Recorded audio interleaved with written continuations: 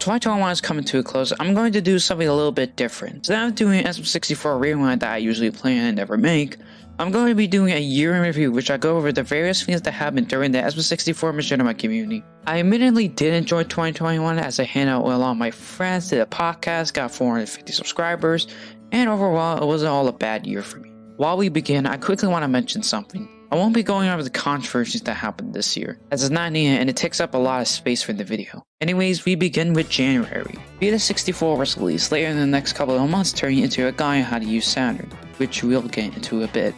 Then Common Spectrum Network was released, which is an online color code database system made specifically for people who want to insert their color codes to the site. Fortunately, right now you can't for some reason, but hopefully it'll be available for everybody.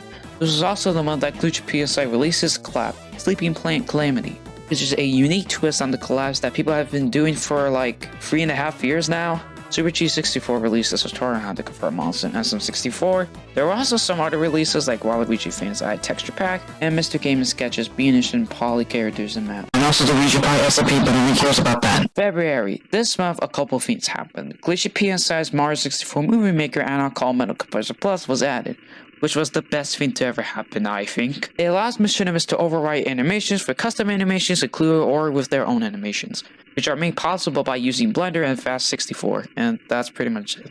March. Nothing much happened this month, except we got Glitchy PSI's Metal Composer 1.3 with the chainer feature. Your ability is to play a sequence of animations alone into your chainer list. This has a lot of potential and will definitely boost the quality of machinists. There were also a few releases too, but nothing too positive happened this month for obvious reasons. April. Mario 64 Movie Maker was released for Momo, which I didn't think would be possible, but it is anyway. Ray Carr made his tutorial video on how to do it, and we got the 5-second collab by Team Gooba, which I joined and got featured because it's the only good collab in existence. There were also some cool videos like Rise's video on how to make a machinima and SGM64's Mario 64 font release. May. Project 64 3.0 was released with some enhancements that the proof was added to back it up. There was one problem with adding color codes in which would make it look garbage, but Rise uploaded a video on how to fix it and the problem was solved. Or the Fat Times 2015 Rebloom was uploaded, another great collab. Common Iris, which apparently is an eye texture generator. Don't know how that works, but who am I to blame? I haven't even tried it yet. There's going to be some issues with it as is in pre-alpha, so not everything's going to be perfect. June. A mod build on Project 64 3.0 was released on the Comic Project, which is a site where Glitchy PSI's apps are released. There also that one trail where people decided to make short meme videos, each giving a machinima a day of the week. It was inspired by a post by Rise. Again, not getting tired of her, I'm just mentioning her too much, which may sound silly since she was like influential this year. July. Saturn was released to the public and got featured by Unreal, who makes SM64 PC port videos. And they're okay, I guess. Some of them are just really lame, probably because it's not all for me, and that's fine. The 3.0 update was added to the Common Spectrum website, which introduced the color code statistics page to the site. It gets some data relating to the usage of color codes, and it has an interactive chart. There was a group channel called Saber Empire Machinimas that was made. It's unfortunate that it didn't get continued because it hasn't been active in like a month. There was also that one machinima by Tegawa, if I'm pronouncing that right, which looks incredible. I definitely watch something like that if it was a series. August. Saturn, which is SM64 Machinima for the PC port, had some updates added in. It included a new UI to mess with some machinima settings, hand and cap switching feature, new camera controls, animations. Okay, slow down. Slow down. There's also another mic for SMP, but for SM64 Machinimist. There was again some cool releases. I'll link some of them in the description. September. Nothing much happened during this month except for Glitchy PSI's tutorial on how to do a typewriter effect to caption text and comic character to mobile, which again, didn't think it was possible, but it is anyway. There's also the month I got the worst thing in existence, but thankfully I recovered. October. Almost literally nothing happened except for the new pre-alpha for the Comic Iris prototype. This new release just breeds a few changes as Iris continues to be worked on. This month wasn't really all that motivational as some things weren't that positive. November. Saturn Moon Edition was released to the public, which is a vast improvement from the last version.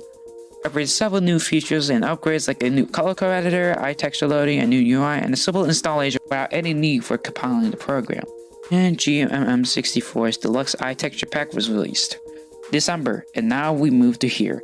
And oh no, a new machinima just came out by Super G64 while I was writing this. What is happening?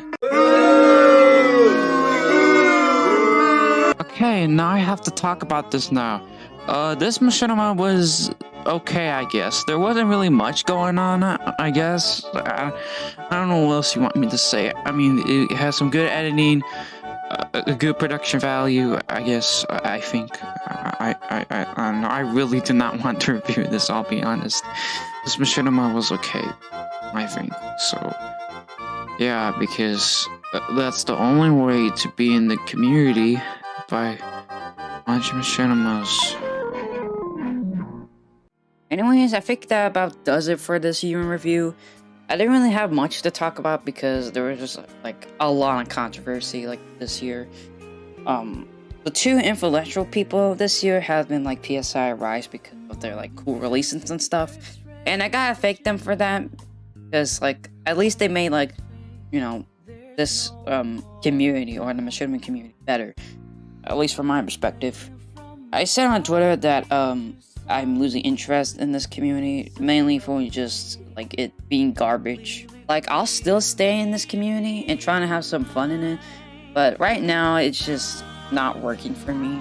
There's probably going to be a time where I might quit because I think I said on Twitter that if it doesn't improve in the next few months, then I might eventually quit. Which is something I want to keep in mind for now. Thank you all for the support, and thank you for watching this year in review. I'm tired. I don't want to do this anymore. But, you know, thank you for making this a good year for me, at least. So, yeah. Thank you. Bye. I'm gonna go now. Yeah, I'm actually gonna go, though.